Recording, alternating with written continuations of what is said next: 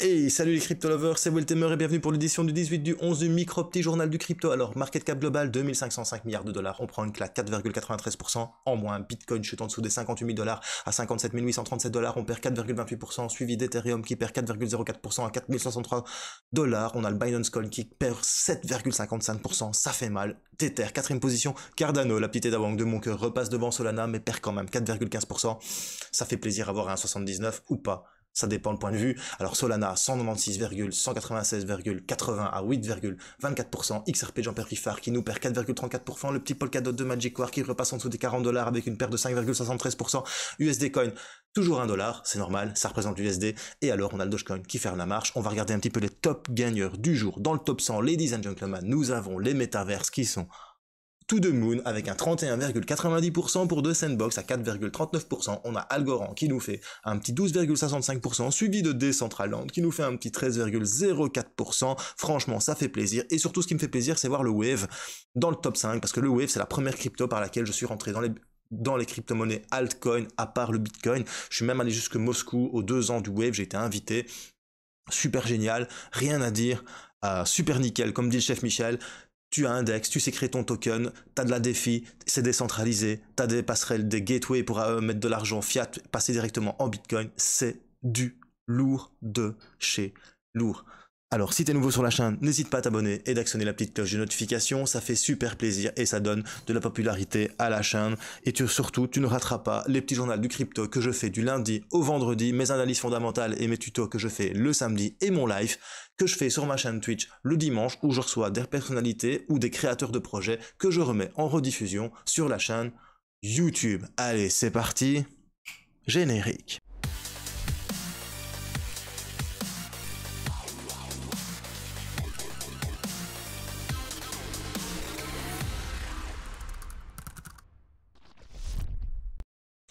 Alors comme je vous ai dit dernièrement, c'est les fêtes.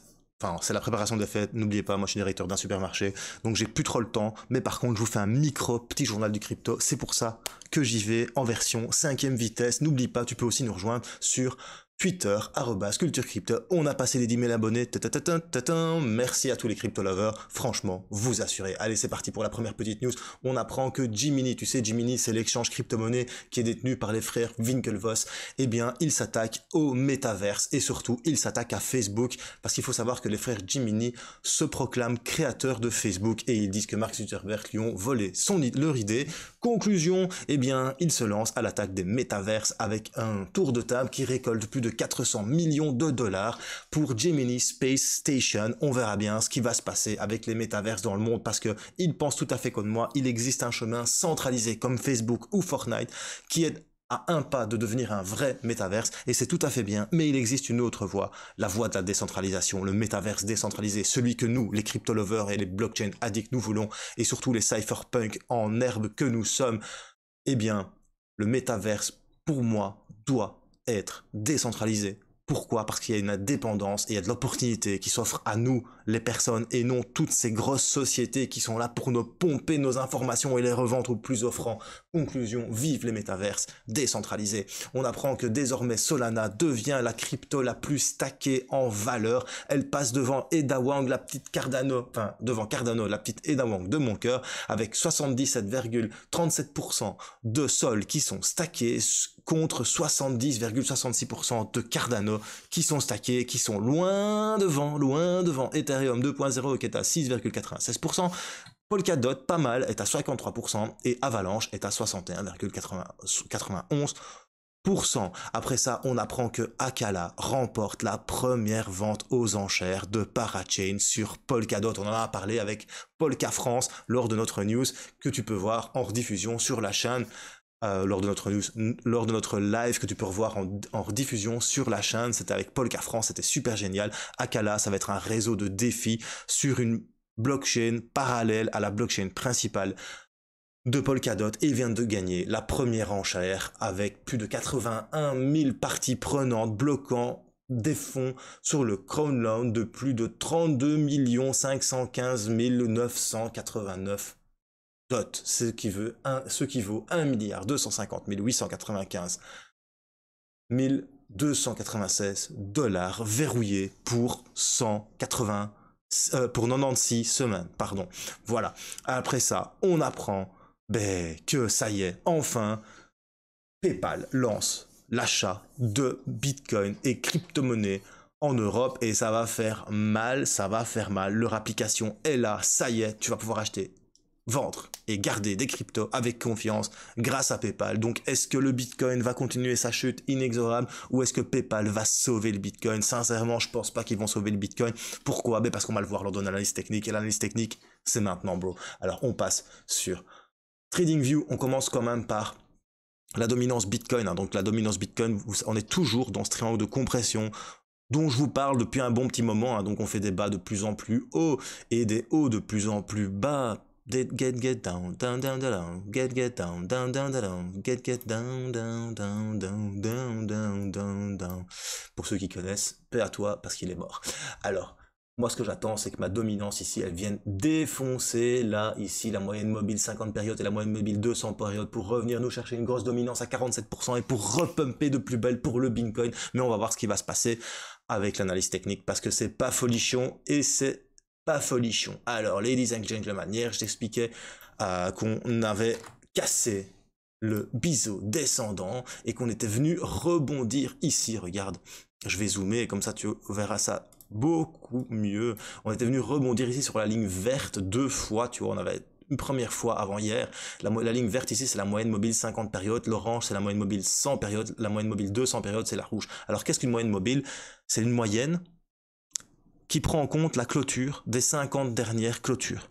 Et c'est lissé. Eh bien, la 50 périodes, c'est sur les 50 dernières. La 100 périodes, c'est sur les 100 dernières clôtures. Et la 200 périodes, c'est sur les 200 dernières clôtures. C'est pour ça que les lignes sont un peu plus loin que le cours réel. C'est une moyenne lissée des clôtures précédentes.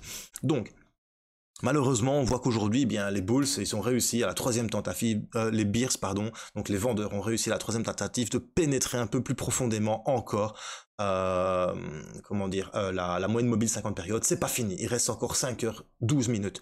Peut-être qu'on va réouvrir au-dessus, et si on réouvre au-dessus, il y a de fortes chances, mais de très fortes chances. En tout cas, si on réouvre au-dessus, ça c'est Will Temer qui te le dit, par expérience. Si on réouvre au-dessus de la moyenne mobile 50, il y a de fortes chances.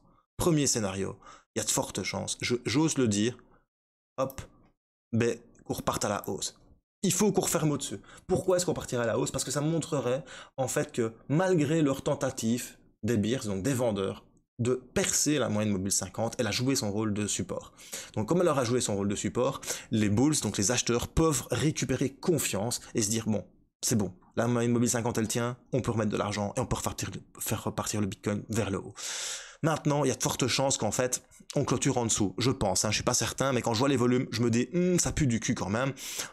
Maintenant, rien n'est joué, il reste encore 5h11 minutes, à l'heure où je te parle, il est 19h49. En tout cas, moi, je vois les choses comme ça. Si on casse la moyenne mobile 50 et que demain, on ouvre en dessous, il y a de fortes chances que statistiquement, on vienne rechercher la moyenne mobile 100 périodes. C'est comme ça que ça se passe généralement, c'est pas moi qui le dis, ce sont les statistiques qui le disent. Et pourquoi est-ce qu'on viendrait chercher cette moyenne mobile 100? Juste parce que c'est pour le plaisir? Non. Parce qu'en fait, si tu vois, ici, je t'ai mis une ligne, hop, sur le précédent plus haut. Donc le précédent plus haut, pourquoi je dis que c'est celui-là le précédent plus haut et que c'est pas celui-là? Parce que après ce plus haut-là, il y a eu une chute et puis ça a monté. Tu vois? Et lui, il n'a pas été plus bas que le précédent. Donc en fait, tu as ce plus haut aussi, là, et tu as ce plus haut là. Voilà. Et en fait, il y a 3 présents plus haut. Alors, si on vient et qu'on vient rebondir sur les 52 888 $, en même temps, tu as la moyenne mobile 100 période qui se trouve là. Donc, il y a la résistance, le support, pardon, du dernier plus haut, plus, ici, la moyenne mobile 100 période. Mais il n'y a pas que ça. Bien évidemment, quand on analyse un peu plus en profondeur les choses, parce que là, franchement, ce qui se passe, c'est quand même chaud patate. Hop, on va prendre le ray. J'aime bien prendre le rayon, parce qu'avec le rayon, ce qui est bien, c'est que ça se lisse tout seul. Là, on joint ceci et ceci. Voilà. Et on se rend compte qu'en fait, le cours du Bitcoin pourrait venir taper sur le support de ce grand canal haussier que nous avons pour le moment et dans lequel nous nous trouvons. Parce qu'on part du plus bas qu'on a eu par rapport à cette chute-là, et on voit vraiment qu'on a vraiment oscillé dedans. Vous voyez? Donc, pour moi, il y a une forte probabilité qu'on vienne chercher ici, là, le dernier plus haut, plus bas, ouais, le plus haut, pardon, du Bitcoin entre plus ou moins 52 888 $. Maintenant, si on ouvre demain au-dessus de la moyenne mobile 50 périodes, je pense qu'il y a de fortes chances qu'on repart à la hausse. C'est tout ce que je peux vous dire sur le Bitcoin pour le moment. Moi, personnellement, j'attends qu'une chose, c'est qu'on arrive là, sur les 52 888 $. J'ai mis des ordres d'achat, j'ai pas peur de le dire, c'est là que je vais acheter. Pourquoi est-ce que je vais acheter là? Parce qu'on achète quand ça chute, mais surtout on achète sur un support. On n'achète pas n'importe où, on achète sur un support. Parce que sur un support, il y a forte probabilité de chance que ça reparte à la hausse. Maintenant, si ça casse aussi la moyenne mobile 100 et ce support-là, on aura ce qu'on appelle un retournement de tendance. Donc pour l'instant, nous sommes dans un retracement de tendance. On retrace, tu vois, on retrace la hausse qu'on a eue ici, jusqu'ici.